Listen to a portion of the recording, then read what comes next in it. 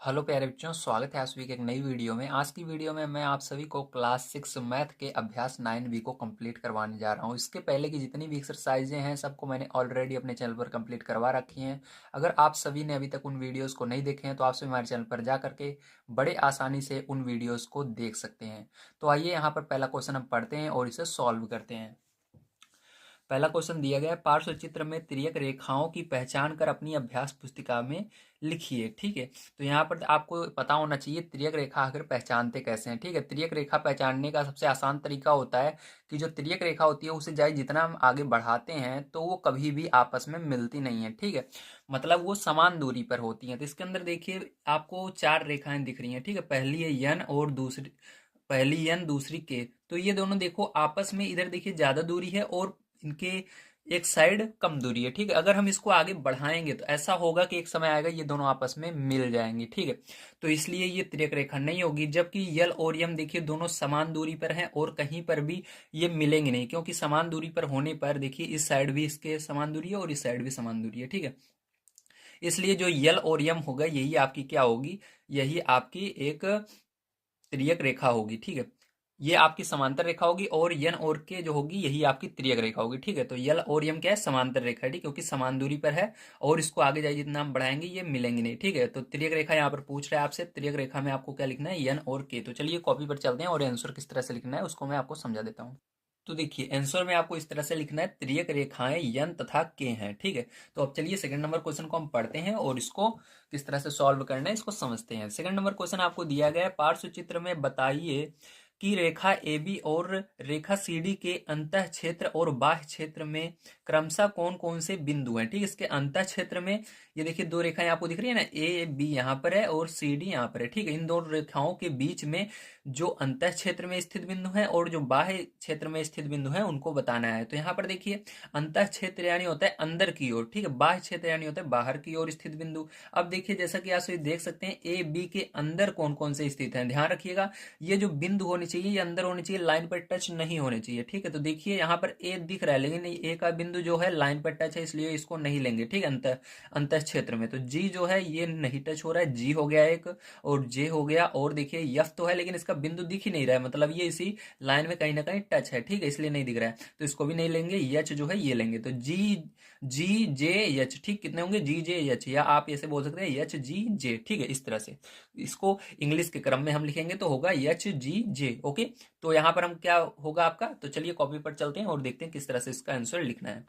तो देखिए आपको आंसर में इस तरह से लिखना है, रेखा ए बी और सी डी के अंतः क्षेत्रों में स्थित बिंदु जी एच और जे हैं। क्या लिखना है, रेखा ए बी और सी डी के अंतः क्षेत्र में स्थित बिंदु जी एच और जे हैं। ठीक है, अब चलिए इसके आगे देखते हैं, थोड़ा सा हमको और कुछ क्वेश्चन में कह रहा था उसको भी समझ लेते हैं। तो कह रहा था बाह्य क्षेत्र में स्थित बिंदु भी बताइए। ठीक है, तो बाह्य यानी बाहर की ओर, जो इस रेखा के बाहर हैं। तो देखिए प्यारे बच्चों कैसे इसको पहचानेंगे, ध्यान से समझिएगा। ठीक है, तो देखिए यहाँ पर आप जैसा कि देख सकते हैं ये रेखा जो है आपकी ए बी है, इसके बाहर कौन से बिंदु हैं, यहाँ पर देखिए यहाँ पर यल आई है। ठीक है, ये बिंदु इसके दिख रहे हैं, यल और आई के, ये दो बिंदु मिल गए। और इस साइड देखिए केवल के है, डी और सी है लेकिन ये इस रेखा पे टच हो रहा है इसका बिंदु, इसको नहीं लेंगे। ध्यान रखिएगा अगर थोड़ा सा भी टच होगा तो उसको नहीं लेंगे। ठीक है, टच नहीं होना चाहिए जो इसके अंदर बिंदु लिखा बना हुआ है।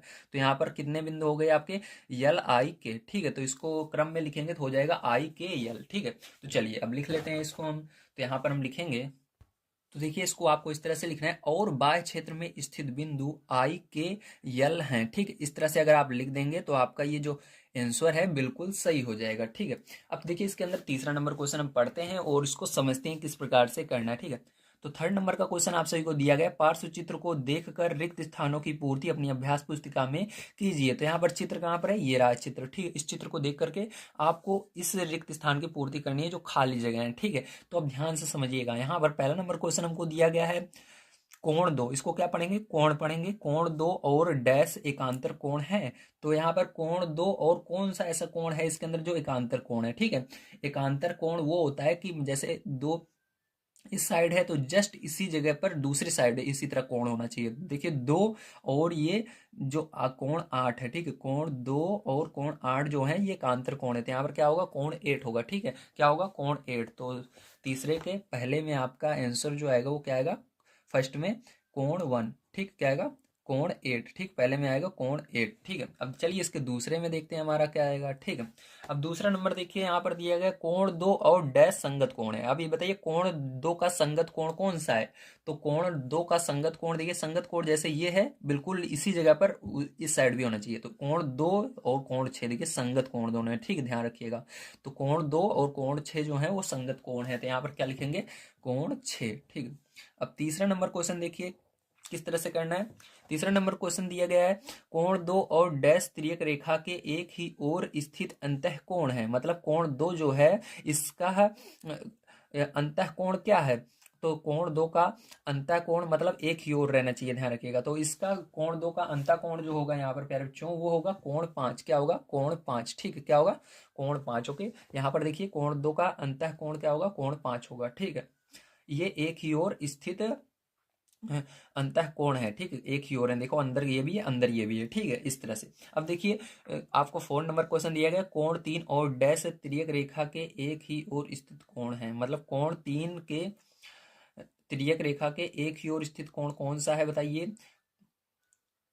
एक ही कोण 3 जैसे एक तरफ स्थित है, उसी तरह से दूसरा कोण कौन सा है जो बिल्कुल इसी तरह से दूसरी तरफ स्थित है। देखिए कोण 3 अगर ऊपर की तरफ है तो नीचे भी ये जो है ये भी ऊपर की तरफ बना हुआ है, ठीक, कोण। तो ये क्या है, तिर्यक रेखा, ये है तिर्यक रेखा के एक ही ओर स्थित कोण है, ठीक है। तो यहाँ पर कोण 3 कोण 8 होगा। कोण 3 तो पहले से लिखा हुआ है तो कोण 8 हम लिख देंगे, ठीक, 4 में। तो फिर जो यहाँ पर आपका होता है ये तीसरा नंबर समाप्त। चलिए अब चलते हैं 4 नंबर क्वेश्चन पर और उसको पढ़ते हैं और उसको सॉल्व करते हैं। तो देखिए 4 नंबर क्वेश्चन में आपको दिखा देता हूँ क्या दिया गया है और इसको अंदर किस तरह से करना है उसको हम समझ लेते हैं। तो 4 नंबर क्वेश्चन आपको दिया गया पार्श्व चित्र को देखकर उत्तर दीजिए। मतलब पार्श्व चित्र को देखना है आपको, जो यहाँ पर चित्र बना हुआ है, उसके बाद आपको इनके उत्तर देने हैं, ठीक है। तो देखिए ये चित्र है आपका, अब इसको ध्यान से समझ लीजिएगा, ठीक है। अभी पहले नंबर क्वेश्चन पढ़ेंगे तो हम यहाँ पर बढ़िया से एक चीज को समझने वाले हैं। देखिए यहाँ पर पहला क्वेश्चन दिया गया एकांतर कोणों के युग्मों के नाम बताइए। मतलब एकांतर कोण कौन कौन से हैं उनको बताने हैं, ठीक है। तो यहाँ पर देखिए एकांतर कोण की अगर हम बात करें तो यहाँ पर हमारे कौन कौन से हैं मैं आपको बता देता हूँ। 2 है, ठीक है, 3 है हमारा, 2 है, 3 है, और यहाँ पर 6 है और 7 है, ठीक है। ये सब क्या एकांतर कोण है, क्योंकि ये एक जो तिर्यक रेखा है इसके अंदर की ओर स्थित कोण है। 2 3 6 7, ठीक, 2 3 6 7। तो यहाँ पर क्या लिखना है, 2 3 6 7।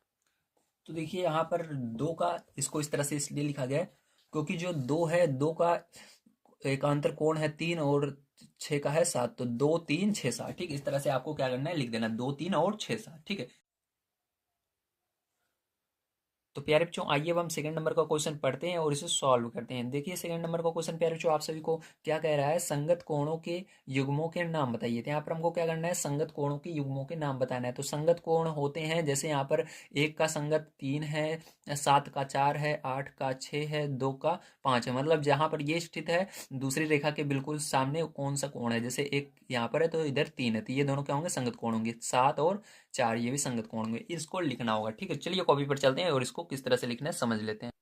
तो देखिए प्यारे जो आपको इस तरह से लिखना होगा कोण 1, ठीक है, कोण 2, मतलब कोण 1 का जो संगत कोण है वो 3 है, कोण 7 का संगत कोण जो है वो 4 है, कोण 2 का जो संगत कोण है वो 5 है, और कोण 8 का 6 है। इस प्रकार से अगर आप लिखते हैं तो आपका जो आंसर होगा वो 100% सही होगा और आपको फुल में से फुल मार्क्स मिलने वाले हैं। ओके, तो चलिए यहाँ पर अब तीसरा नंबर क्वेश्चन हम देखते हैं किस तरह से करना है। तो तीसरा नंबर क्वेश्चन आपको दिया गया है तिर्यक रेखा के एक और के अंतः कोणों के नाम लिखिए। मतलब त्रियक रेखा ये जो गई हैं दो, इनके एक ओर के अंतः कोणों के नाम लिखने हैं, ठीक है। तो देखिए यहाँ पर मैं आपको बता दूं, जैसे अंतः कोण यहाँ पर बताने हैं तो देखिए दो, यहाँ पर आपके इस पहली लाइन जो गई है इसके अंतः कोण है, 2 का अंतः कोण यहाँ पर 6 है, ठीक, क्या है, 2 का 6 है, और यहाँ पर 7 का 3 है, ठीक है। ये दोनों ये यहाँ पर दो कोण बढ़ रहे हैं अंतः कोण में, ठीक है। तो 2 और 6 और 7 और 3, ठीक है। तो इसको चलिए कॉपी पर हम लिख लेते हैं।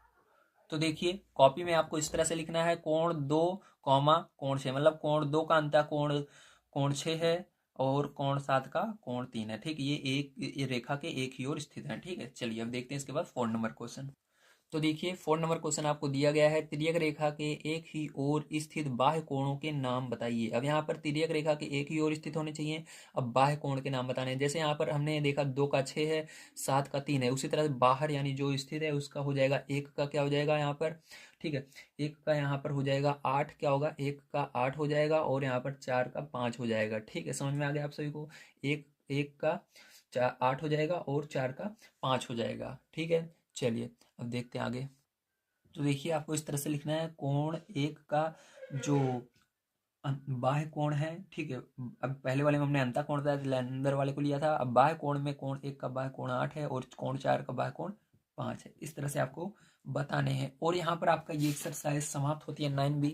उम्मीद है आप सभी को सारी चीज़ें समझ में आ गई होंगी।